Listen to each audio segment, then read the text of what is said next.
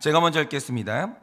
그때 세례 요한이 이르러 유대 광야에서 전파하여 말하되 회개하라 천국이 가까이 왔느니라 하였으니 그는 선지자 이사야를 통하여 말씀하신 자라. 일러스되 광야에 외치는 자의 소리가 있어 이르되 너희는 주의 길을 준비하라 그가 오실 길을 곧게 하라 하였느니라. 이 요한은 낙타털 옷을 입고 허리에 가죽띠를 띠고 음식은 메뚜기와 석청이었더라. 이때 예루살렘과 온 유대와 요단강 사방에서 다 그에게 나아와 자기들의 죄를 자복하고 요단강에서 그에게 세례를 받더니 요한이 많은 바리새인과 사두개인들이 세례 베푸는 대로 오는 것을 보고 이르되 독사의 자식들아 누가 너희를 가르쳐 임박한 진노를 피하라 하더냐.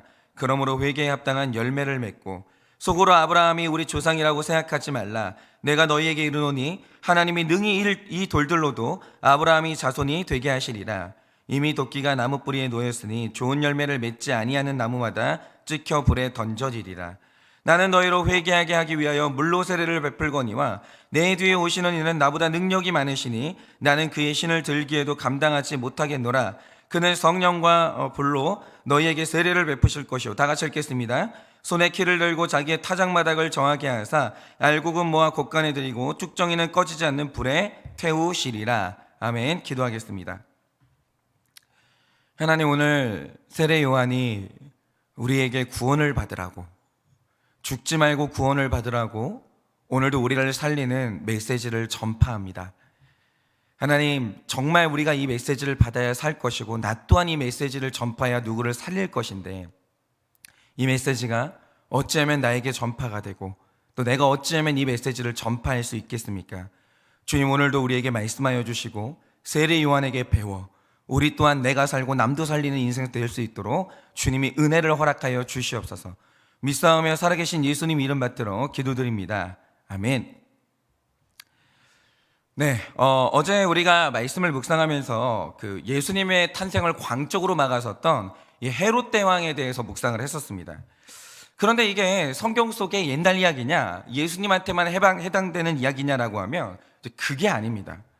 지금 우리가 우리의 현실을 볼 때 복음을 환영하고 복음에 동의하는 사람이 복음에 동의하는 사람이 많을까? 아니면 복음에 반대하고 이것을 미워하는 사람이 더 많을까를 생각해 보면 내 밖에도 헤롯이 더 많지만 내 안에도 복음을 반대하는 헤롯이 더 많은 것은 사실입니다. 그런데 신기한 게 뭐냐면요, 헤롯이 예수님의 탄생을 막기 위해서 베들레헴 근방의 2살 이하의 아이는 다 죽이는 광기 어린 발버둥을 쳤거든요. 그런데 예수님의 탄생이 그럼에도 늦어지거나 혹은 불발된다고 해도 이상하지 않은데, 그런데 우리가 이 구속사에서 분명히 봐야 되는 게 뭡니까? 헤롯이 자신이 가진 권세를 총동원해서 아무리 발버둥을 친다 하더라도 결국 예수님은 정확한 때에 태어나십니다. 그리고 헤롯은 정확한 때에 죽어요. 그러니까 어떤 방해가 있다 하더라도 택자의 인생에 예수님이 오시는 사건은 막을 수가 없는 것이고 우리의 구원은 좌절될 수가 없는 거예요. 그게 그렇게 안 됩니다. 그런데 이 구속사가 승리하는 데 있어서 우리가 오늘 또 하나 봐야 될 게 있다라는 거죠. 그게 뭐냐? 자, 어제 말씀을 보시면 복음을 막아서는 헤롯이 분명히 존재하지만 동시에 똑같은 시대에 예수님이 오실 길을 예비하는 세례 요한도 존재를 했다라는 거죠. 그러니까 믿는 우리가 이 시대의 교회에 대해서 그리고 목회자와 성도에 대해서 아무리 비관적인 소식을 듣는다 하더라도 여기에 헤롯이 나타났다, 저기에 헤롯이 나타났다, 우리 지금 다 죽어간다, 이런 소식이 들린다 할지라도 절대 잊지 말아야 될 게 이거라는 거죠. 여러분, 열왕기상 18장을 보시면 북이스라엘의 회개를 위해서 엘리야라는 사람이 부름을 받거든요. 그리고 그가 열심히 사역하던 어느 날 이방 선지자들과 대결을 시작하는데 이 대결의 구도가 어땠습니까? 하나님을 믿는 선지자는 엘리야 한 명이었고 자기 앞에 나타난 바알과 아세라의 선지자는 무려 850명이었습니다. 그런데 엘리야가 그날 자기 눈앞에 나타난 이 압도적인 구도를 보고 굉장한 충격과 함께 이 절망감을 느낀 것 같아요. 그래서 완전히 탈진해버린 엘리야가 하나님을 향해서 원망을 하는데 그 기도의 내용이 뭐였습니까? 하나님, 이 시대에 하나님을 믿는 선지자는 나 하나밖에 안 남았습니다. 그런데 이방 신전의 제사장들은 850명이나 되니 어떻게 북이스라엘이 구원을 받겠습니까? 나는 어떻게 사역을 합니까? 이 민족은 가망이 없습니다. 이렇게 한탄을 하거든요. 그런데 바로 그때 열왕기상 19장 18절에서 하나님이 엘리야의 왜곡된 시각을 꾸짖으시는데 뭐라고 꾸짖으십니까? 너 지금 무슨 소리 하냐? 내가 이스라엘 가운데 무려 7천 명의 사람을 남겨놨는데 그들이 다 바알에게 무릎 꿇지 아니하고 바알에게 입 맞추지 아니한 자들이야. 네 눈에 보이는 게 전부가 아니라는 거예요. 이 세상에 신실한 사람, 믿는 사람이 너 하나밖에 없다는 착각은 착각 중에 착각이야. 하나님의 나라가 그렇게 얄팍하지 않아. 이 말씀을 하시는 겁니다. 저는 이게 굉장히 중요하다고 생각하는데요. 여러분 이걸 아셔야 됩니다. 원래 사탄의 속성이 뭐냐면 그는 우는 사자예요. 목소리가 크고 시끄러워요. 그런데 하나님 나라의 속성이 뭐냐? 이름도 없고 빛도 없어요. 그래서 우리 눈에 보기에는 하나님의 나라는 자꾸 힘이 없어 보입니다. 하나님의 나라는 원래 출발이 겨자씨예요. 원래 하나님의 나라는 이 눈에 보이기에 자꾸 힘이 없어 보여요. 그런데 반면에 사탄의 나라는 너무너무 시끄럽고 우는 사자 같으니까 크고 힘 있어 보이거든요. 그런데 이게 바로 구속사의 착시현상이라는 거예요. 분명한 하나님의 섭리가 뭐냐? 헤롯이 유대 온 땅을 집어삼킨 것 같지만 그가 예수님의 탄생을 막을 수 없고 그 길을 준비하는 세례 요한을 막을 수가 없는 거예요. 구속사는 이런 겁니다. 아무것도 못 막아요. 그러니까 우리 청년들이 보기에 이 시대에 내가 결혼할 만한 믿음의 사람이 없는 것 같고 온통 세상에 불신자만 있는 것 같지만 그게 착각이라는 거예요. 여러분 내 마음에 신결혼, 신가정에 대한 소원이 확실하기만 하면 내가 만날 세례 요한은 분명히 준비되어 있는 거예요. 그러니 이걸 확실히 믿으셔야 되고 교회가 아무리 타락했다고 해도 좋은 교회, 살아있는 교회, 좋은 목회자, 좋은 성도는 얼마든지 많이 있습니다. 하나님이 매 시대마다 좋은 목회자, 좋은 선지자, 좋은 교회를 세워주세요. 그러니 세상에 아무리 교회가 망해간다고 큰 소리로 떠들어도 나만 구속사의 길을 잘 걷고 있으면 열등감을 느끼거나 위축될 필요가 전혀 없다라는 겁니다. 그러니까 오늘 말씀에 등장하는 세례 요한의 등장이라는 것은 구속사는 절대로 좌절되지 않는다는 것을 보여주는 증거예요. 그런데 우리가 오늘 말씀을 보면서 이거보다 봐야 될 훨씬 더 중요한 의미가 있는데, 자, 예수님이 오늘 우리 가운데 오실 때 그냥 오시는 게 아니고요, 세례 요한처럼 오실 길을 준비하는 그 한 사람을 통해서 예수님이 오시는 거예요. 그러니까 우리가 예수님을 믿고 구원받았다고 할 때 나 혼자 만난 게 아니고요, 나의 구속사에 예수님 만날 길을 열어준 세례 요한이 분명히 있었던 겁니다. 그래서 이 세례 요한은 만날만 하는 것이고 바로 내가 누군가의 세례 요한이 돼야 되는 것이죠. 그러면 자, 세례 요한은 어떤 사람인가? 그리고 무엇이 그로 하여금 예수님의 길을 예비하게 만든 것인가? 오늘은 1절 말씀부터 4절까지 말씀을 통해서 이 세례 요한의 존재라는 이 존재의 의미를 좀 묵상하고자 합니다. 자, 여러분이 오늘 말씀 1절을 보시면요, 세례 요한의 사명이 선명하게 나타나는데 그게 뭡니까? 그는 광야에서 진리를 전파하는 사람이에요. 그러니까 이 세례 요한의 인생이라는 것은 말씀이 잘 전파되면 성공한 것이요, 말씀이 전파가 안 되면 그가 실패한 거예요. 그런데 결론적으로 말하면 그는 복음을 전파하는 데 성공을 했거든요. 그러므로 오늘 말씀에서 정말 중요한 게 뭐냐면 그의 복음 전파를 가능하게 만든 그 수단은 뭐였냐라는 거예요. 오늘 말씀은 이게 정말 중요합니다.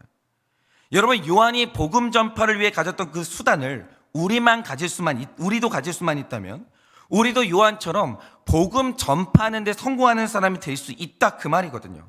그러면 오늘 요한이 가졌던 이 복음 전파의 수단이 뭐냐라는 거예요.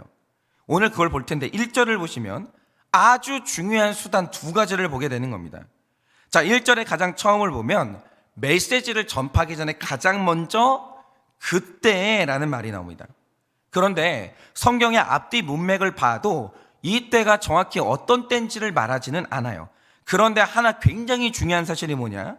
여러분이 내일 말씀으로 딱 넘어가시면 드디어 역사의 전면에 예수님이 등장을 하십니다.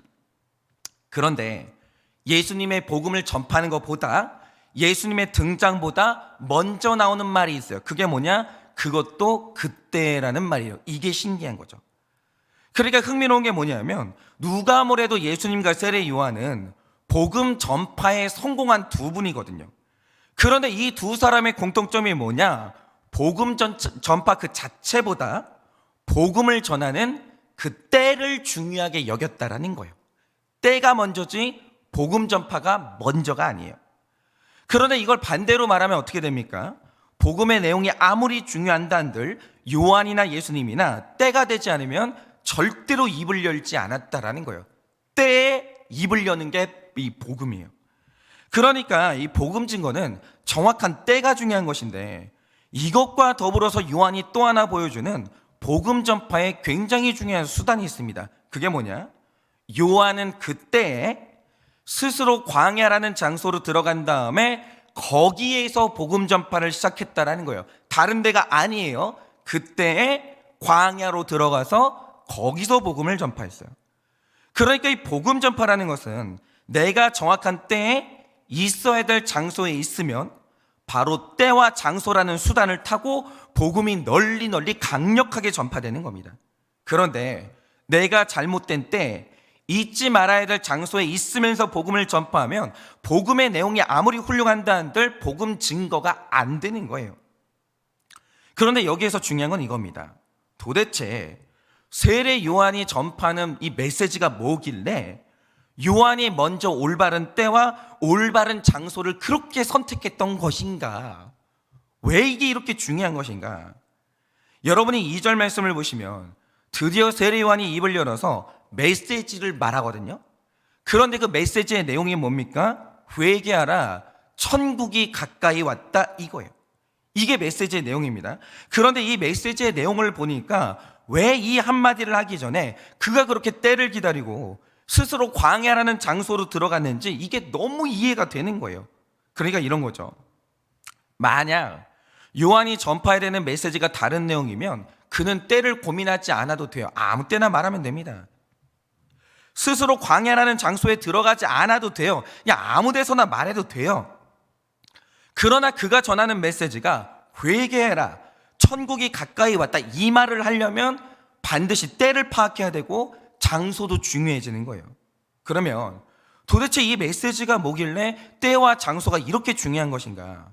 자, 일단 요한이 오늘 말씀에서 회개해라 이렇게 외치는데 이 단어가 헬라어로 메타노에오라는 말이거든요. 그런데 우리가 이 말을 들을 때는 이게 뭐 그렇게 대단한 말인가 이렇게 생각할 수 있잖아요. 그런데 유대인들이 이 말을 들었을 때는 이게 정신을 뒤흔드는 어마어마한 충격파였다라는 거죠. 그러면 이 말이 왜 유대인들에게 엄청난 충격이었는가? 여러분, 일단 성경에서 회개를 뜻하는 단어가 두 개 있는데 하나가 멜로마이라는 단어고 또 하나가 오늘 말씀에 나오는 메타노에오라는 말이거든요. 그런데 제가 이 단어를 왜 구분하냐면 일단 메타멜로마이는 구원받는 회개를 뜻하지 않아요. 그러니까 이건 죄를 지었을 때 하나님께 나아가 회개하고 자기 길을 돌이키고 죄의 대가를 치르는 것처럼 진짜 회개를 뜻하는 게 아니고요. 그냥 혼자 숨어서 혼자 자책하면서 아무 대가도 치르지 않는 단순한 후회를 뜻하는 거예요. 그러니까 메타멜로마이를 아무리 한다고 해서 그 구원받지 못하는 거예요. 그런데 오늘 말씀에 나오는 메타노에오는 진짜 회개를 의미하는데 문제는 성경 안에 나타나는 메타노에오, 다시 말해 회개의 대상이 너무 충격적인 거예요. 그러면 이 회개의 대상이 누구냐?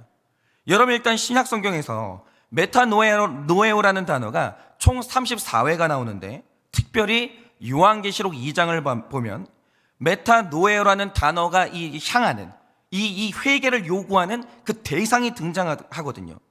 그런데 그게 누구냐? 그게 바로 버가모 교회였어요. 그런데 여러분, 이 버가모 교회가 어떤 교회입니까? 로마가 통치하던 시절에 유럽의 수도는 당연히 로마였죠.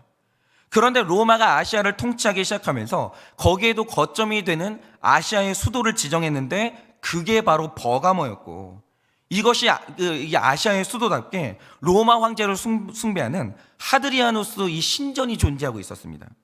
그런데 요한계시록에서는 이 신전을 사탄의 권좌라고 불렀어요. 그 정도로 위세가 대단했다는 거죠. 그런데 이런 곳에 예수님을 하나님으로, 나의 주님으로 고백하는 성도들이 있었던 거예요. 그러니까 여기서 신앙을 지킨다라는 게 절대로 쉽지 않았을 거예요. 그런데 이 버가모 교회가 얼마나 신실했는지 버가모 교회에서 믿음의 증인 안디바가 순교를 했고요. 형제들이 죽는 것을 보면서도 하나님을 믿는 믿음을 저버리지 않았던 사람들이 버가모 교회의 성도들이었다는 거죠. 그러니 이 버가모 교회의 성도들이 마음속 깊은 곳에 가졌던 확실한 믿음이 뭐겠습니까? 설마 우리 안에 메탄노에오 회개할 것이 있겠는가? 우리 교회에 순교자가 나왔고 우리가 여전히 하나님을 믿고 교회에서 예수님을 주님이라고 부르고 있는데 우리 안에 회개할 것이 있겠는가? 이런 영적인 자신감이 있었다는 거죠. 그런데 이런 교회에 어느 날 사도 요한의 편지가 도착합니다.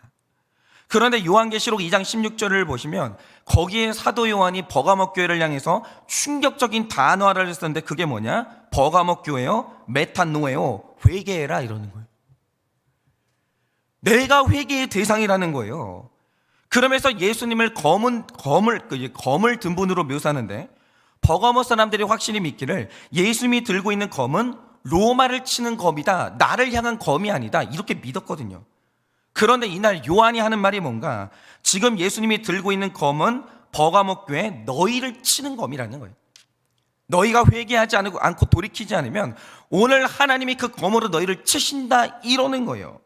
물론 이 메타노에오 이 단어는 하나님이 진노하시는 불신자를 향해서 쓸 때도 있어요. 그런데 여기에서 반전이 뭐냐? 심지어 순교자를 배출한 버가모 교회에도 불신자와 똑같이 회개해야 될 죄가 존재하고 있더라는 거예요. 여러분, 회개는요 교회 밖에 있는 사람들만의 의무가 아니라 지금 교회 안에도 회개를 요구하는 대상이 있다라는 거예요. 심지어는 내가 가장 옳다라고 여겼던 그 부분이 회개의 대상일 수 있다라는 거죠. 그런데 이 당시 1세기의 유대인들이 이랬다라는 거예요. 여러분, 2절에서 요한이 천국이 가까이 왔다라고 하는데 이 말은 딱 두 가지 의미가 있습니다. 하나는 택자가 구원받는다 이 말 뜻도 있지만 죄인이 심판받는다 이 뜻도 있는 거예요. 그러니까 천국이라는 것은 택자가 구원을 받아서만 이루어지는 게 아니고요, 동시에 죄가 심판을 받아야 완전한 천국이 이루어지는 거예요. 아니, 죄가 존재하는데 어떻게 천국이 이루어져요? 그럴 수 없죠. 의인도 구원받고 죄인은 심판을 받아야 완전한 천국이 이루어지는 거죠. 그러니까 오늘 말씀에서 요한이 천국에 왔다는 것은 구원과 심판을 동시에 말하는 것인데, 이때 유대인들이 확실히 믿은 게 뭐냐? 구원의 대상은 나요, 심판의 대상은 로마다, 이런 확신이 있었던 거예요. 그런데 갑자기 이 요한이 입을 열어서 유대인들한테 복음을 전파하는데 뜬금없이 하는 말이 뭡니까? 유대인들이여 메타노에오 회개해라, 이 말을 하는 거예요. 그러니까 이 말 뜻이 뭐겠습니까? 지금 이 시대의 회개의 대상, 하나님의 심판의 대상이 누구냐? 7절에서 9절이 말하는 것처럼 자신을 아브라함의 자손이라고 확신하고 있는 유대인들이 심판의 대상이라는 거예요. 이걸 다시 말하자면 교회에서 목사가 심판의 대상이고 장로님이 심판의 대상이고 권사님이 심판의 대상이라는 거예요. 그럴 수 있다라는 거죠. 그런데 여러분이 생각을 해보세요. 사실 모든 사람은 100% 죄인이기 때문에 직분이 뭐가 됐든지 간에 죽을 때까지 회개하는 게 당연하거든요. 여러분, 우리 인생은요 자랑할 게 없어요. 회개할 것밖에 없는 겁니다. 그런데 문제가 뭐냐? 교회에서 우리가 헌신하다 보면 선한 일이 쌓이잖아요, 내 인생에. 그리고 선한 일이 쌓이면 사람들한테 인정도 받고 직분도 얻게 될 거 아닙니까? 이건 좋은 일이에요. 근데 문제는 내 삶에 선행이 쌓이고 직분이 높아지면 내가 옳다라는 생각은 강해지는데 내가 회개의 대상이라는 걸 인정하는 게 점점 어려워져요. 굉장히 어려워져요. 이게 신앙생활의 함정이에요. 인정을 받으면 받을수록, 옳은 일을 많이 하면 할수록, 직분을 받으면 받을수록 내가 회개의 대상이라는 이 말씀이 안 들리기 시작해요.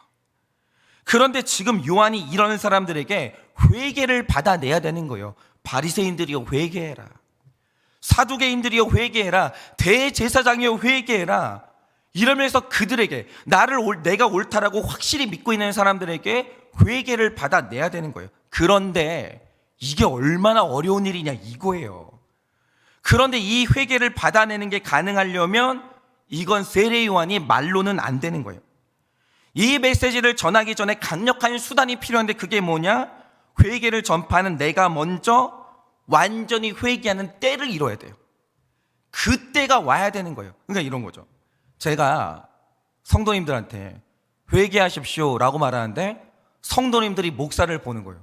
자기도 회개를 안 하면서 근데 나한테 회개하라고 말한단 말이죠. 때가 아닌 거예요. 내가 회개를 이루면서 때를 이루지 못했는데 이런 내가 회개를 말한다? 아무도 회개를 안 하는 거예요. 그러니까 세례 요한이 회개해라 라고 말하기 전에 그 때를 기다렸는데 그 때가 언제입니까? 내 회개가 완전히 이루어져야 되는 거예요.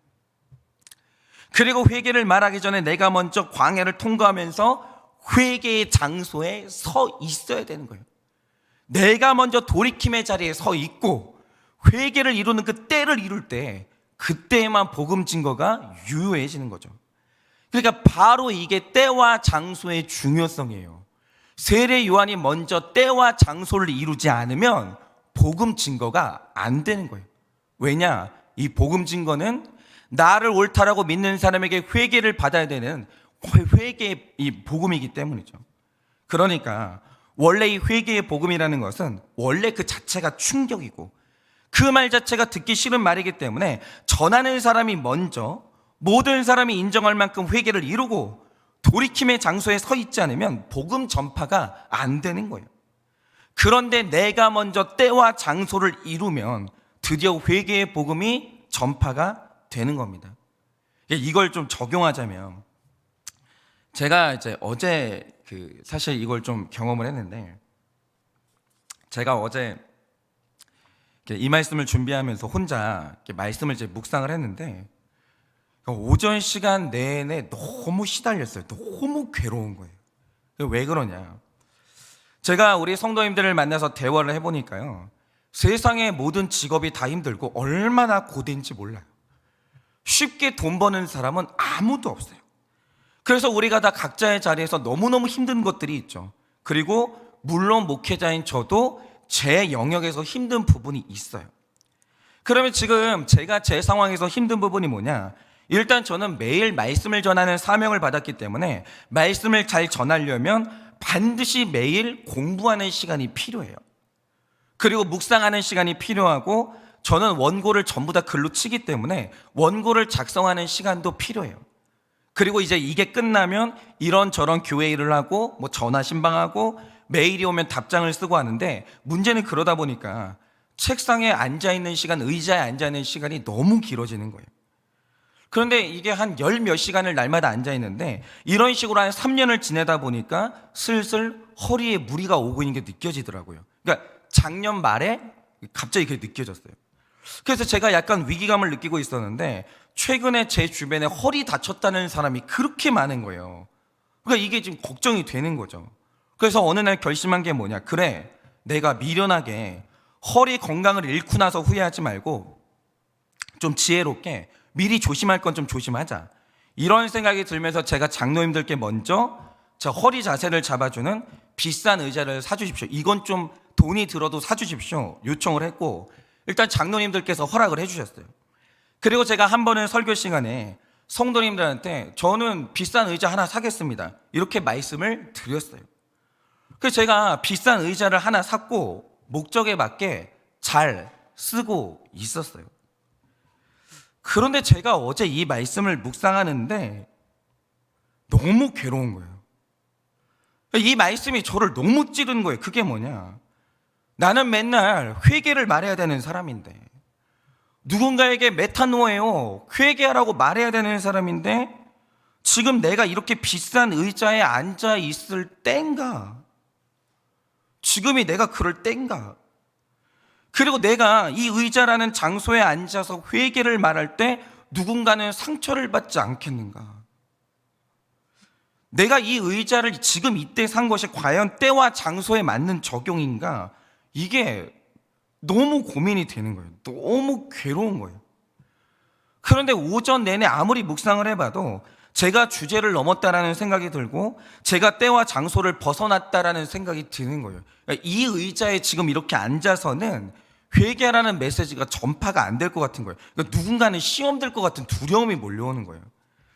그래서 제가 그날 오전에 계속 기도하고 이 묵상을 하다가 오전에 의자 가격의 대부분을 교회에 반납했어요.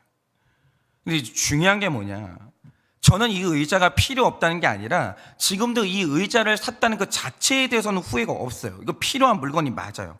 그러나 그건 내 확신이고요. 이건 내 확신이고, 하나님이 나를 향해 메타노에오 회개를 요구하시면 하나님이 오르신 것이고, 만약에 단 한 사람이라도 제가 앉아있는 그 비싼 의자를 보고 시험에 든다면 바로 그게 사탄의 권좌가 되는 거예요. 근데 제가 또 이런 말씀을 드리면 어떤 분들은 그런 부담을 느끼시는 분들이 있어요. 그러면은 저 의자 값을 내가 부담해야 되는 거 아닌가, 그런 생각을 하시라고 이 말씀을 드린 게 아니에요. 누군가 그런 부담을 가질 거라면 이 간증 자체를 안 했어요. 그러니까 이 문제는 해결이 됐고 제가 적용을 한 문제예요. 그러니까 끝났어요. 중요한 건 우리가 들어야 될 메시지라는 거죠. 그러니까 중요한 게 뭐냐, 하나님은 다른 게 아니라 내가 옳다라고 생각했던 그 부분에 대해서도 회개를 요구하셨고, 저는 그 부르심에 순종해서 제 회개에 적용을 한 거예요. 때와 장소가 너무 중요한 거예요.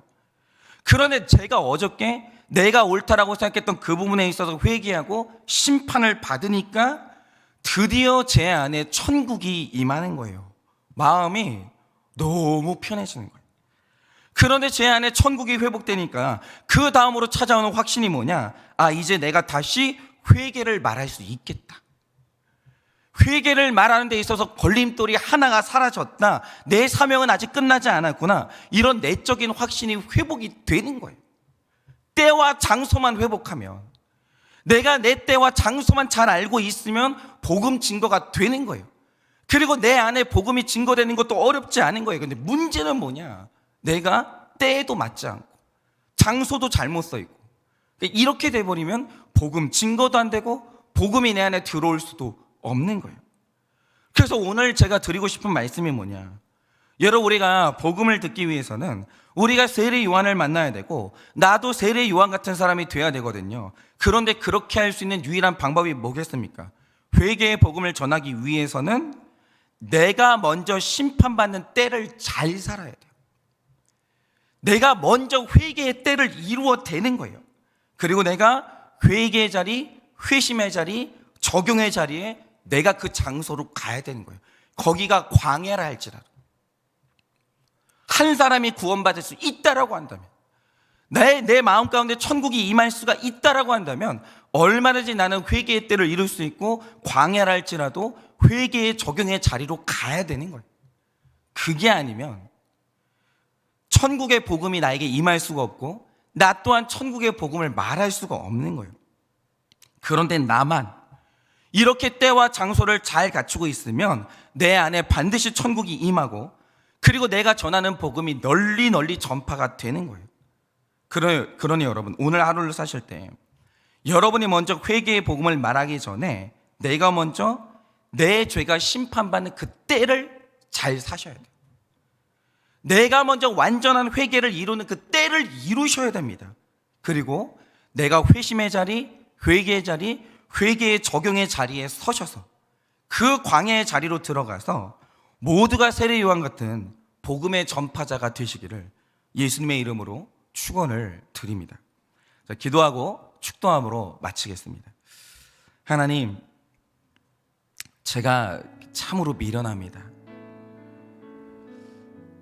때에 맞지도 않고 있어야 될 장소도 아닌 곳에 서 있으니 저 때문에 누군가는 시험 들고 부족한 저 때문에 복음이 막히는 그런 미련한 목회자가 바로 저라는 것을 주님 앞에 고백합니다. 하나님, 그러나 주님께서 저에게 세례 요한 같은 이 말씀을 허락하여 주셔서 회개의 때를 이루어 주시고 있어야 될 자리가 어디인지를 알려주시니 주님, 그렇게 오늘도 제가 그 자리에 서 있습니다. 하나님, 오늘도 나의 나된 것은 은혜입니다. 하나님, 오늘도 우리가 세례 요한을 통해서 때와 장소가 얼마나 중요한지, 내가 그곳이 광야라 할지라도 내가 회개에 적용을 하는 그 자리가 얼마나 중요하고 내가 완전한 회개를 이루는 그때가 얼마나 중요한지를 오늘도 이 세례 요한을 통해서 우리가 배웠습니다. 하나님, 그러니 오늘도 우리가 때와 장소를 잘 분별하여 그 때와 장소를 이루게 하여 주시고, 그래서 그 때와 장소에 맞게 천국이 내 안에 임하게 하시고 나 또한 천국 복음을 전파할 수 있도록 주님이 은혜를 허락하여 주시옵소서. 지금은 우리 주 예수 그리스도의 은혜와 하나님 아버지의 그 크신 사랑과 성령님의 위로하시고 교통하여 주시는 그 역사하심이 오늘도 때와 장소를 잘 이루어서 나에게도 천국이 임하고 남의 인생에도 천국 복음을 말하기를 원하는 우리 모든 사랑하는 성도님들의 머리 위에 지금으로부터 영원 무음토록 함께 있을지어다. 아멘.